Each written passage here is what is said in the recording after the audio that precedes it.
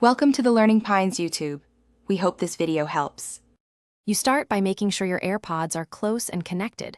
Once done, check battery level so the device can respond. Open Settings, tap your Apple ID, then select Find My. This is where tracking permissions live. You're doing this now to reach the system controls, not the Airpods case alone. Make sure Find My Network and Bluetooth are enabled briefly so you can see the Airpods before turning things off. This ensures you won't accidentally lose the ability to locate them later. Now you'll disable the actual tracking entries for the Airpods. Open the Find My app, tap Devices, then pick your Airpods. Once selected, tap the info icon and toggle off Find My Network to stop network-based location sharing, and disable Notify when found to stop notifications. When prompted, authenticate with your Apple ID. This prevents unauthorized changes.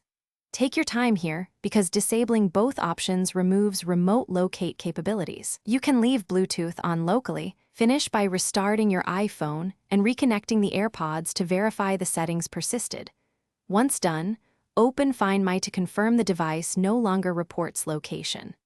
If tracking still shows, sign out of your Apple ID and sign back in or perform an Airpods reset by holding the case button until the light flashes amber then white.